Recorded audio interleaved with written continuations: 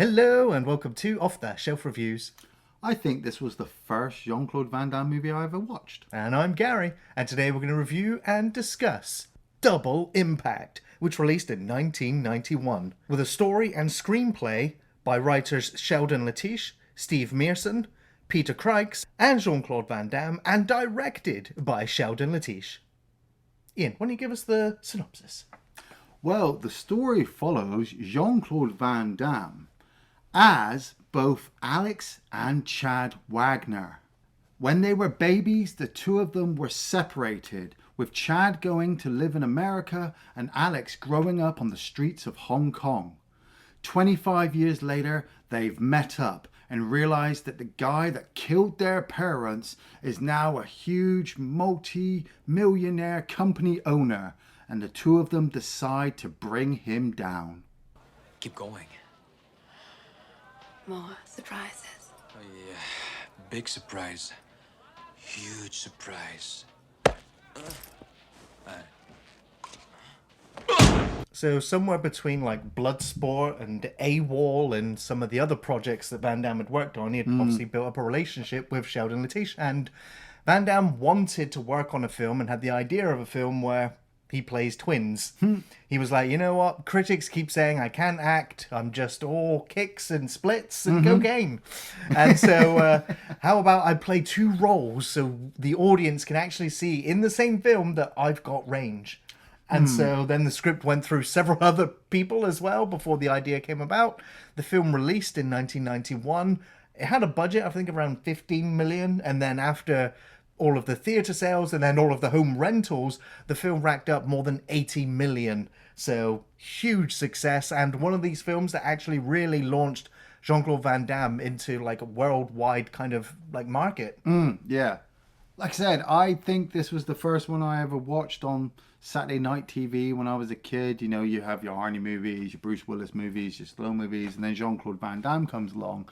And I remember just seeing the advert on TV where you had two Jean-Claude Van Dammes facing off against each other. And like I said, this is 1991. I know like some other films had attempted to do it in the past where you have the same actor on the screen at once. But for me, like seeing this guy kicking the crap out of other guys, two of them on screen, absolutely blew my mind.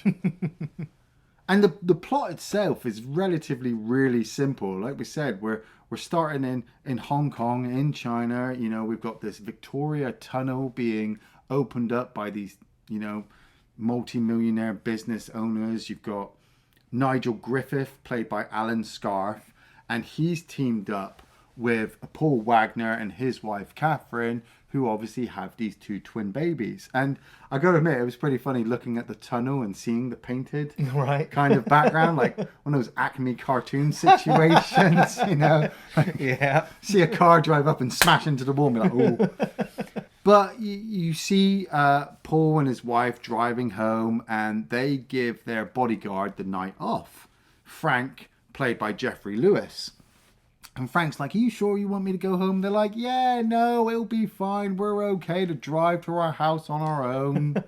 Oh, wait a minute. We're being followed. That's not you, is it? No. Oh. So I'm like, well, surely they'll just keep driving then. They'll stay on the road until their bodyguard can catch up. But now they go home. They just go straight home, yeah. Right? And so there's already these people waiting for them. And then they kind of get trapped. And then the shootout begins. Yeah. And it's pretty tense. Like, the acting here was pretty good. The mood lighting, the cinematography. Yeah. And, of course, Bolo Young, wielding a shotgun, looks menacing as all hell. Oh, my God, he's amazing. We got a little bit of a goof in the film here. Right, yeah. It's probably due to the editing or however, but did you notice how many times that car's headlights got shot out and remained on and fully repaired in the very next shot? No. They got shot out at least 3 times, and then the very next shot, the lights are still full beam at the car in front.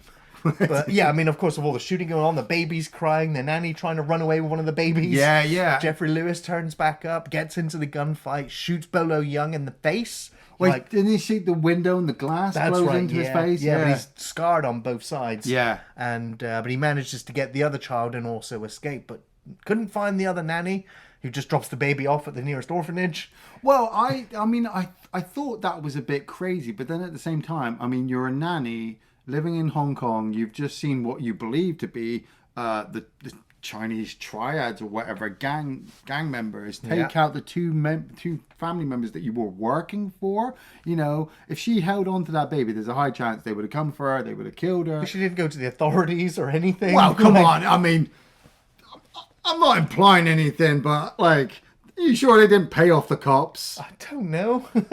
And he paid off the cops in The Dark Knight. That's what he says. But at the same time, you know, at least she tried to keep the child safe by giving it to an orphanage. Yeah. You know, the nuns there were going to take him in. Where then Geoffrey Lewis is just like, oh, I'll take Chad. I mean, how they knew which one was which, I don't know. But it's just like, yeah, I'll just take you. And then we find out later on that they stayed in France. The other one that got taken to the orphanage, they still kept his name? Yeah.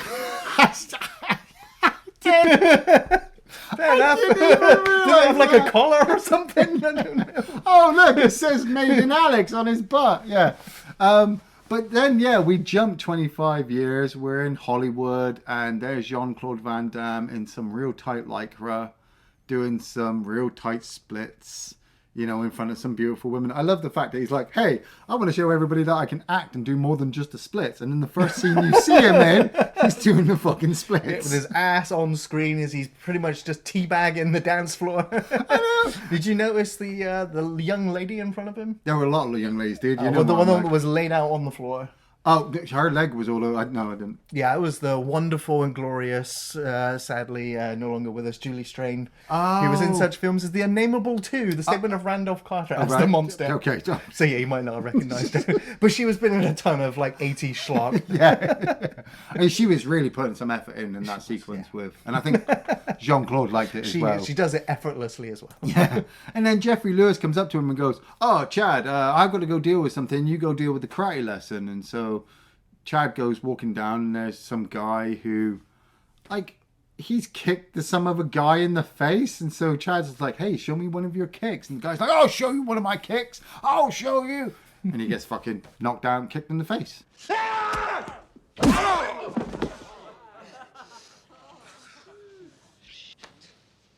Yeah, so we're just establishing that, you know, he kicks ass. Yeah. And he can teach dance lessons as well. But then he goes back to Frank, and Frank's like, oh, here's a picture of somebody who looks just like you living in Hong Kong. We have to go to Hong Kong. Does he say that? Does he actually? Because Well, I think he led him under the pretense of there's some business we need to take care of. Yeah, but he'd been looking at the picture with the other guy. That's right, yeah. So it kind of like this whole bit with Jean-Claude Van Damme. Jean-Claude Van Damme's like, why are we going to Hong Kong? We've got a business here. Oh, we've got business deal. I'm like, just tell him. Right. Just tell him right now that he's got a twin brother, because it's going to be a bit of a surprise when he goes and sees his fucking twin brother. I love when they do get there, like his childish energy where he's just like, hey Frank, Uncle Frank, look out the window, there's stuff, look, there's people. Yeah. When are we at the hotel? Well, they're never getting to that hotel. I'm like, you're telling me, so for 25 years you've never gone anywhere around the world? You haven't seen anything? Chad's led such a quiet, closed life. They explain that they raised Chad in France, which will explain the accent. It won't explain the accent for Alex, though. No, because both his parents were American. Right. You know, it's not, how have these children got French accents? Unless Catherine Wagner's got some explaining to do. Yeah. But yeah, Frank's like, no, we're not going to the hotel. We're going to this gambling mahjong sort of den. Yeah. And Chad's just like, oh, come on, let me just go. Like, I'm not dressed to be in here. Like, what's going on?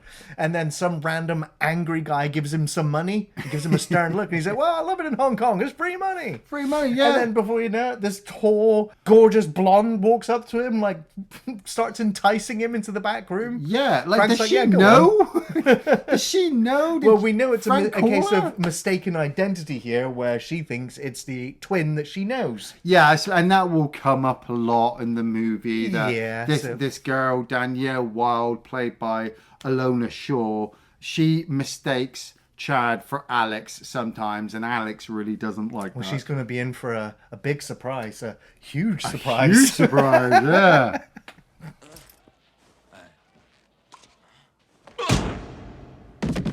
And then Alex does turn up and he knocks his brother out and he starts to get all pissy at Danielle because, what do you mean he looks like me? He looks nothing like me. I'm like, but he's basically look the fucking same. It's like Clark Kent, you know, you just Yeah. change your hair. You just slick your hair back.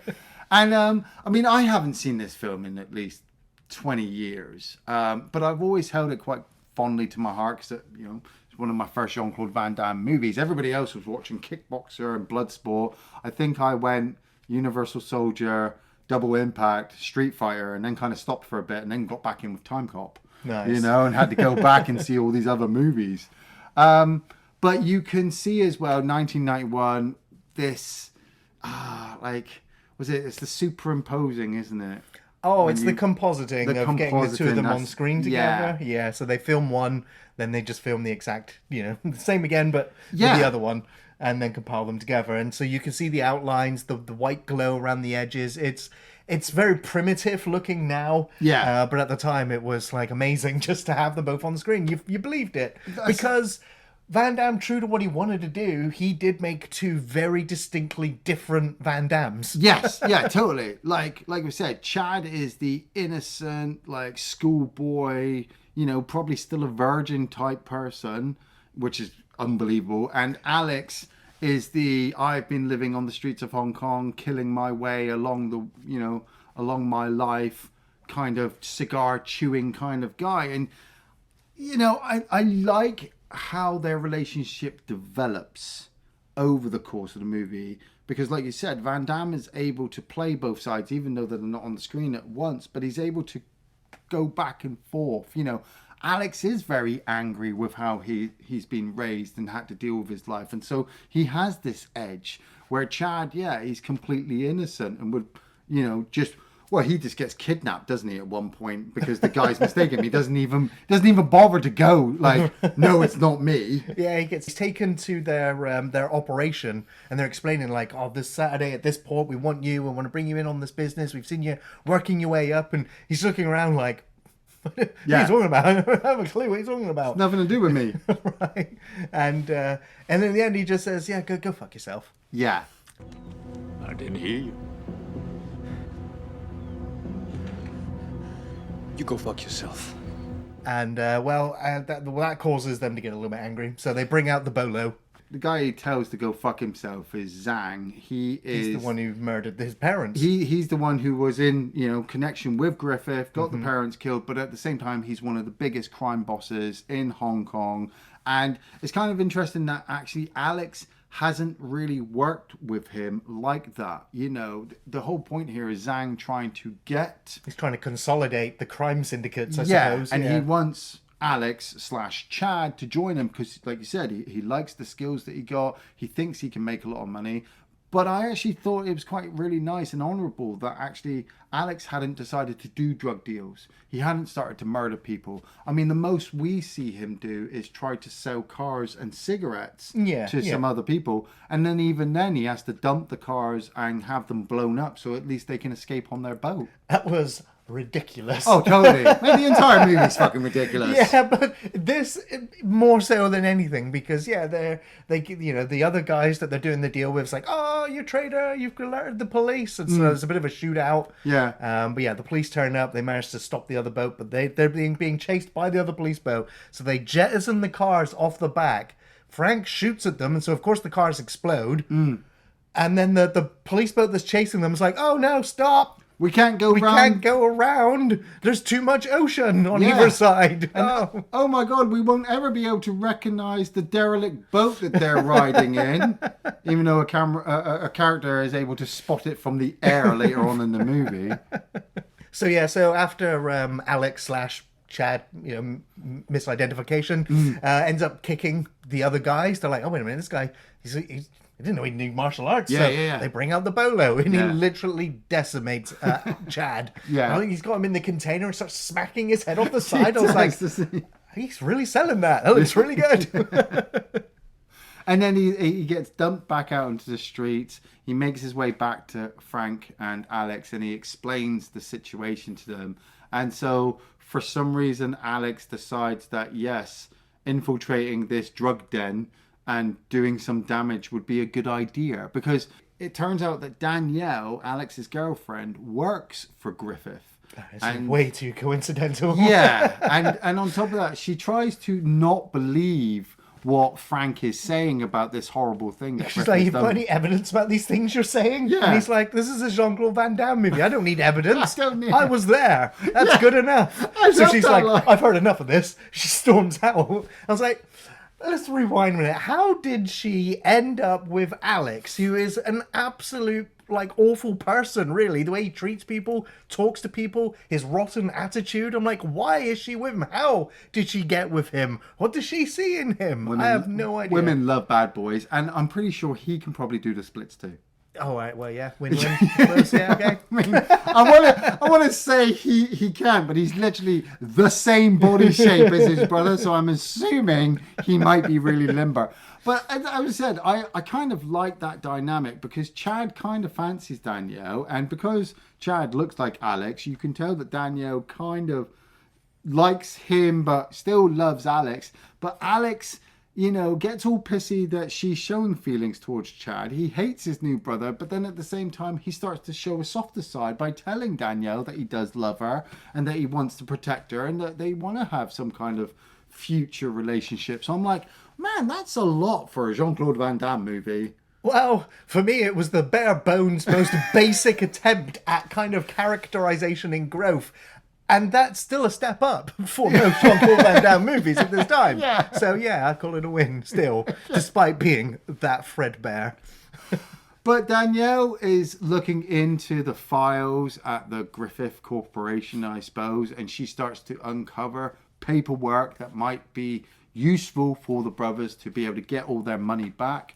But you've got like a female security guard called Cara, who's just a friggin' bit of a badass. It's Karina Everson. That's like Miss Olympia, 6 years running. Yeah. So Pretty absolute fucking- boss. And so if she's running security, yeah, watch out. Yeah, she's scary and intimidating, and she lets Griffith know that this is what's going on, and so then he lets Zhang know, and the two of them are like, we might have to deal with the brothers. But like we said, the two brothers have decided to go to this factory to uncover the drug deal and end up blowing up the fucking place, don't they? Yeah, they pretty much shoot up everything. Yeah, you got cocaine flying everywhere. There's some really cool stunts, people being shot. There's actual like blood squibs and stuff. Yeah, they try to be stealthy at first, but there's a lot of guards and only these two twins. Yeah, so once the bullets start flying, that's it. It's bullets and high flying kicks, and it's pretty Yeah. awesome. And so yeah, after they destroy that operation, they then decide, right, we now need to hit them where their office is. And I think it's like in a public like restaurant or... Well, it turns out that Griffith is having a celebration at this club. That's right. To celebrate the fact that they've just bought this really huge, massive cargo boat. Did you see on their table, they've got a giant cargo freighter ship cake? Yes, I did. Mate, I don't miss cake. I'm sure, yeah. But I was like, man, there is no way those guys are going to even eat half that fucking cake. What a fucking waste. True villains. Yeah, true villains. But it just so happens that the club that Griffith is having his do at just so happens to be owned by Zhang. And so Alex and Chad come up with this great idea that if they do their hair exactly the same and wear a tuxedo and carry in boxes of cognac into the place, they might be able to take them out. Well, there's not actually bottles of cognac, it's explosives. I was like, but there's civilians in this place. Yeah. Alex doesn't give a shit. At this point, no. No.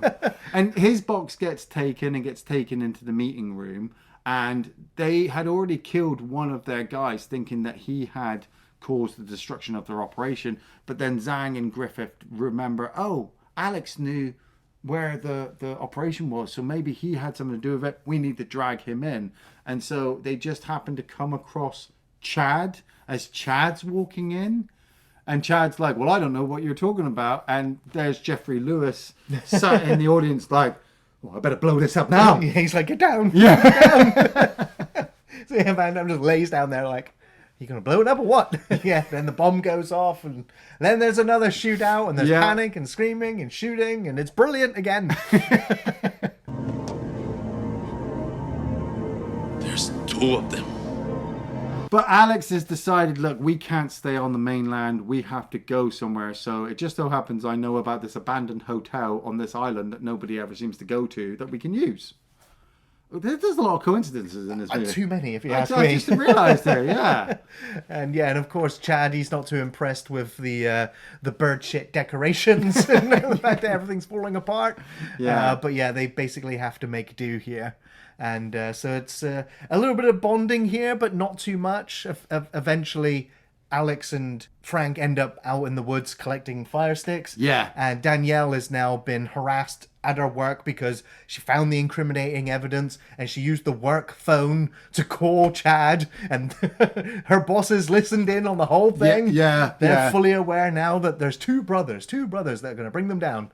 And so they basically go after her. Yeah. But she calls Alex, gets hold of Chad, and Chad rushes to go and save her. Yeah. Gets to the old place where Alex's hideout was, essentially. And they basically have this really cool chase scene throughout Hong Kong. A lot of this film was done in Hong Kong because the Hong Kong sort of authorities offered like huge discounts on filming there. Right, on top of Van Damme having these other connections with some of these actors as well. Yeah. And but when they were filming it, they also did a lot of guerrilla filmmaking, which means they didn't get any permits. Yeah, no. They didn't section off any roads or areas, so they just filmed it with real civilians as extras in the background. Yeah, I felt that. There was several instances during the filming where there was huge shootouts. They never alerted the authorities, so people were calling the police like, there's people killing each other over there, what's going on, come and help, it's an emergency now. So they had to continuously tell the police, look, sorry, we're making a film, should have told you, sorry, but can we carry on? The police were like, oh yeah, carry on. Yeah, just carry on. Here's some money, thanks. So I love that kind of energy to it, and this chase scene really captures that really well when they're running through the streets. There's an amazing shot when they're running across the boats. I was about to say. It's a great wide shot, and you just see them going from boat to boat to boat. I was like, this is really good. I thought that while I was watching the movie, as Danielle and Alex are racing through the boats and the people are chasing them, I'm thinking to myself, wow, man, God, like when you get a bunch of boats together in Hong Kong Harbour and you get a bunch of extras thrown in together, you can pull off a real, whoa, I don't actually think these are extras. Yeah. I think they're literally running through these people's houses. And there's a cameraman like, just keep going, John. It's like when they got to the end and she's like, there's no more boat. And he's just like, just swim. And he throws her into the water. I'm like, that is not clean water. Probably not, no. Well, she's about to get filthy now anyway. But then instantly when she's on the boat, she's like, spins the stylist, below decks. Well, I think she went and had a dry. shower as well, and that's why she was obviously on this drying old her rust clothes. bucket, of course. Yeah, I know. So she comes up all naked next to Chad, and then she's like, oh yeah, should probably go get dressed. And this is where we have the obligatory 90s sex scene, which doesn't happen in reality, but in the imaginations, I'm going to say, of both of them. Well, actually, this is the weird kind of sequence, because like I said, you've got Chad driving the boat trying to bring Danielle to the island, and you've got Alex still on the island freaking out that he believes his brother is trying to sleep with his missus.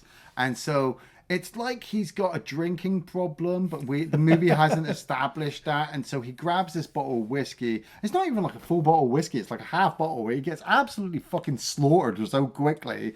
And he starts to have these, hallucinations in his head of his brother having sex with his girlfriend. But as his brother is his exact twin, it's technically him anyway. Yeah. So he's imagining himself having sex with his girlfriend, even though none of this is happening because Danielle has told him that she absolutely loves, Alex. I don't believe Chad's thinking about it while he's driving a boat, but the editing is so bad. It's like him and fucking... It's like the twin connection, isn't it? Oh, he's thinking about sex, so I must be thinking about sex too.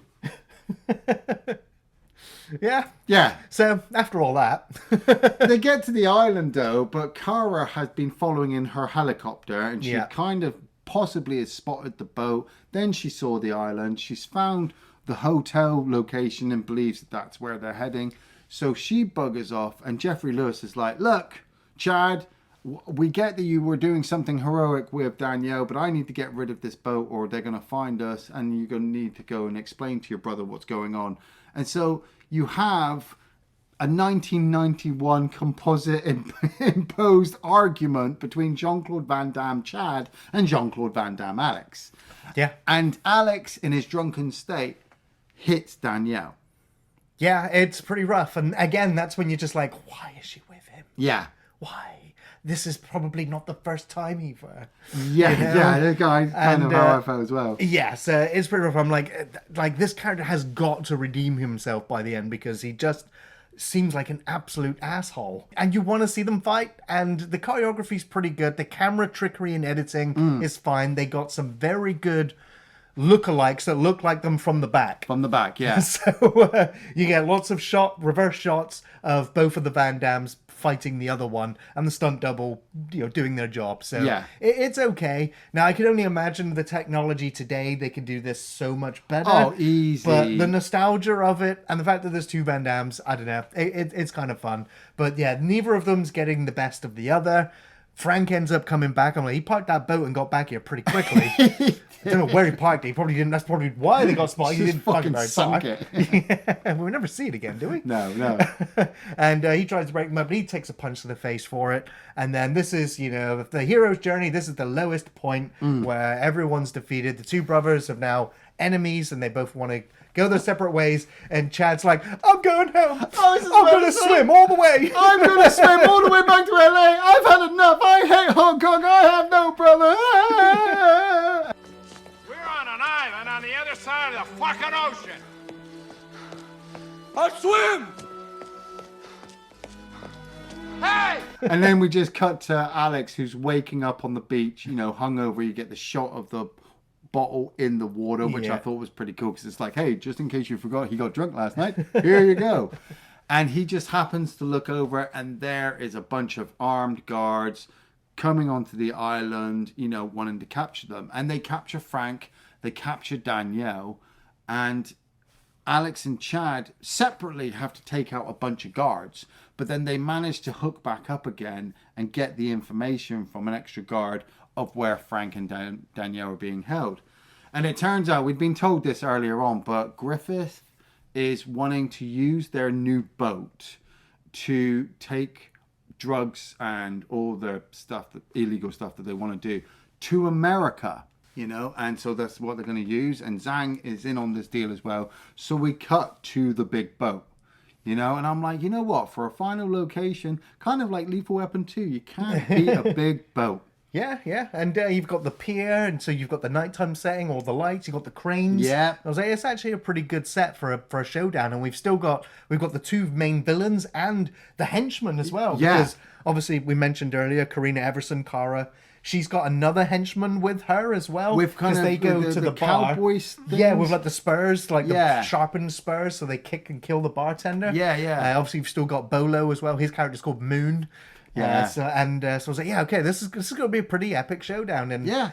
the two brothers, they sneak on it first. One of them pretending to be the guard, arresting the other one, taking him up. But yeah, they trick those two, defeat those. But it's not long after they split up. The gunfights are heard, barrels start rolling, explosions start occurring. So the main villains know that the brothers are coming for them. So they get on the radio and we know you're there. Like, come out now, That's or we're it. going to execute Frank or Danielle. That's it. They've been torturing Frank for the information. Steam bathing him. That's it. But this guy, he'd been in Vietnam, man. He weren't going to talk shit. He hadn't talked for 25 years. You weren't going to. He would die to protect those two boys. And I got to give it to to Frank. He was pretty good, kind of the uncle protector character. He brought so much heart and soul to this film, and it's Geoffrey Lewis. It's Geoffrey it just Lewis, really does man. it. Like I was just.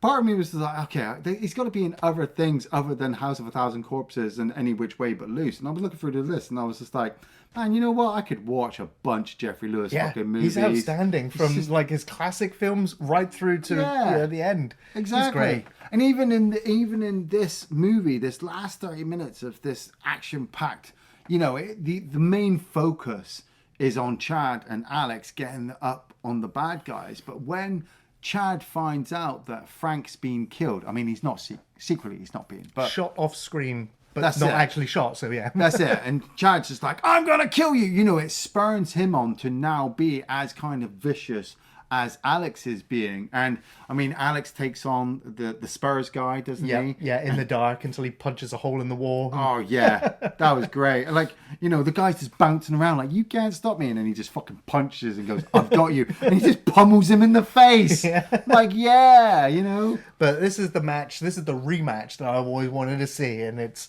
Bolo Young versus Jean-Claude Van Damme, round 2 after Bloodsport.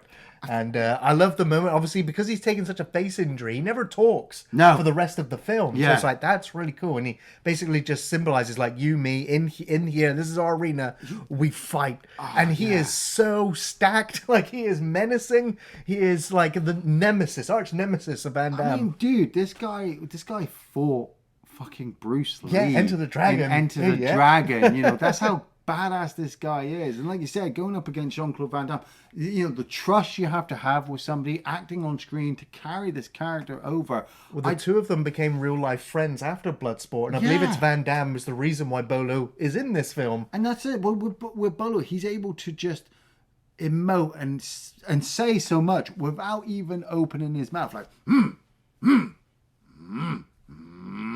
It's like, we're fighting to the death here, and we're going to be surrounded by all these explosives, okay? And you're like, all right, bro, okay. And I love the way he's like picking up the barrels and he's lobbing them. I don't know why Van Damme's like, the best thing I can do now is probably just sidestep out of the way, or sidestep out of the other way, or I don't know, just move. But no, I'll do the worst possible thing and try to kick the barrel and almost break my leg. Idiot.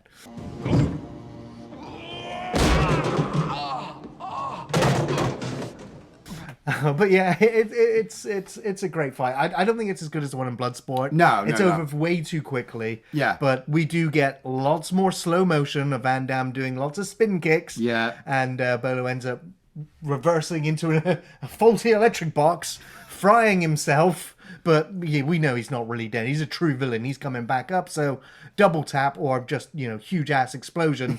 So powerful the frame rate will stutter. That's it. Yeah.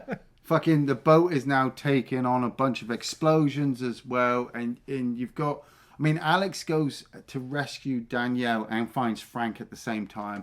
Chad happens to come across that as well, but he's deciding he's going to go after Griffith. Alex is deciding that he's going to go after Zhang after he's already taken on Miss Olympia. That's right, yep. And, you know, she almost chokes him with her thighs, but like he just grabs her blade and stabs her, doesn't he? Yeah. Now, apparently they ran out of production time, so it's a rushed kind of death sequence for her. So I kind of felt that, like, yeah, this one stab, I was like, there's no way that one stab would have killed her, but she's dead. And you have Chad and Danielle are, you know, making their way through the ship. They're trying to get after Griffith, and Griffith kind of corners them in a section with like a crane and a crate. Yeah. And he's trying to push them off this edge. And I'm like, why are you guys so worried? Just jump in the water. Right. Swim back to the boat. He'll still be on the boat. He's not going to fucking jump in there. But Chad's just like, no, Danielle, get in this tiny little gap. I'm going to have to go here on my own. And then he gets knocked off the side. And Griffith is like, haha, I won. I'm going to stand here and I'm just going to shoot the water. Aha, you've got to come up for air at some point. There's no way you could have secretly snuck behind me in the darkness and got to the controls of the big cargo container that I was just in. No way! I'm scratching my brain going, how did he get back? Swam up, get in? Does he know the controls? Did he know, like... I don't know. Those docks can be like a labyrinth. Like, how did he get in there? But then all of those questions were left my mind when I watched him get crushed under the shipping container, and I was like, yes, he got him finally, revenge. And you've got Alec, who's chased Zhang all the way off of the boat. Yeah. And Zhang has climbed up this crane on the outside and hidden up the top, and Alex confronts him, and Zhang's just like, look, it was all Griffith. I had nothing to do with it. I'm your friend, really. Ha ha ha. I'll give you half of everything. And you get that immortal line of, can you give me back my dad? And it's like, oh, the one thing he can't bring back, the dead. What about my father? Alex, it was Griffith. And so then he just kind of falls off to his own death. Yeah, he kind of slips off the legs, doesn't he? Yeah. Falls. I mean, Like, I get it that the two brothers were wanting to get revenge, but at least arrest one of them so that the police go, oh, yes, we understand why you murdered all these people and blew up this giant boat. They don't need evidence. They were there. That's it. Who needs evidence? It's a Jean-Claude Van Damme movie. And then they kind of reunite all together, and I was like, oh, wow. Uncle Frank survived. Yeah. Like that, like the old mentor character always dies in these types of films. Yeah. But not this time. Geoffrey Lewis survived and gives them that look of, I'm glad the two of you got together and saved my life. Yeah, Danielle still with Alex, happily ever after for those two, I'm sure. I thought that was a nice little moment, though, because, Alec, at that point, had entrusted the safety of his girlfriend to his brother, who had that fight. And then right at the end, Chad's just like, I love you, bro, but here's your girlfriend. I'm going to go stand on my own. And it's just like, I know it's an edited camera work and it's not really Jean-Claude Van Damme on screen at the same time, but it works. It fucking works, man. It fucking worked. The movie ended. I was like, yeah, we needed a sequel to that shit. Did you know that 13 years ago, by today, 2025, Sheldon, Lettich, and Jean-Claude Van Damme have got a Double Impact 2 script completed. Nice. But it's been 13 years now, and that film still hasn't been made yet. And Van Damme's pretty much retired now as well. So yeah, but Van Damme can direct. He plays Chad and Alec, who have had kids who just happen to be twins again. 4 twins! And you don't even need to get the same actor. You could just do the dot thing like they did with Thanos and AI technology nowadays. And basically Jean-Claude Van Damme will be the Frank character. Right, yeah. Yeah. They killed Danielle, or somebody killed Danielle, so you've got to have, they call it Double Impact 2, the twinning. What were your favourite scenes from Double Impact? Oh, man, the majority of it is Jean-Claude Van Damme on screen with himself. I mean, It's his own favourite co-star. It does look a little bit outdated now, but I love old school camera work trickery. When Van Damme is looking at me and I'm looking at the back of somebody else's head, I'm like, that's not really him. But he is talking to himself, and then you get the edit from the other side. So the extra work, the extra effort of all those sequences, I think is great. I think Jean-Claude Van Damme should have been paid more, not 2 checks. I also love the fact that I was watching the credit sequence and it's like cast in order of appearance, and they literally named Jean-Claude Van Damme twice. Well, yeah. Because you see Chad once and then you see Alec, and I'm like, why? Why didn't you just put Jean-Claude Van Damme / Alex? Oh man.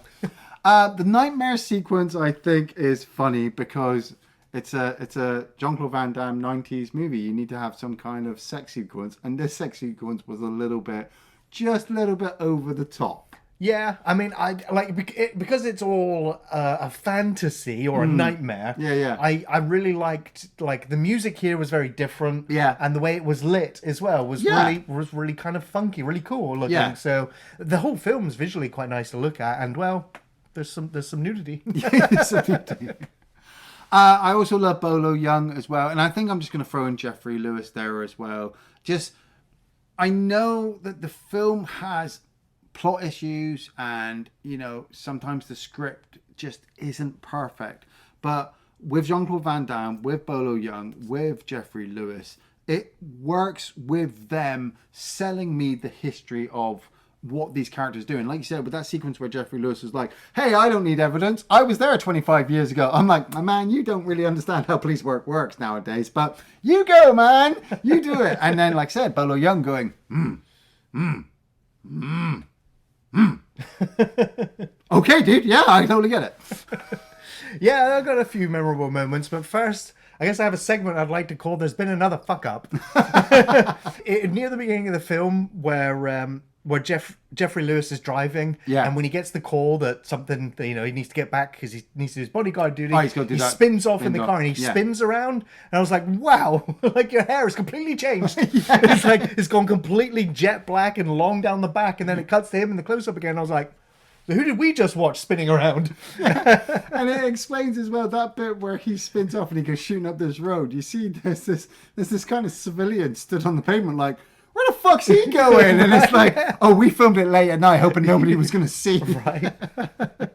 There's another moment where the brother's dad is given a gift when they're driving home. Yeah. And it's basically an empty cigarette box with a family, like his initials on it. Yeah, yeah. And then 25 years later, that same box in the exact same pristine condition when he looked after it. Yeah. Why did he keep hold of it when it doesn't even have his initials on it? Because Zhang's evil, man. And then he obviously offers it to Chad, thinking it's Alex. Yeah. And then Alex is having this like flashback, like he completely remembers who this is and who it belongs to. I know. Like, he might recognize the name, but what? Yeah, you're looking at it going, oh, I've just found out my last name is Wagner and this has got a W on it, so it must be part of my dad's.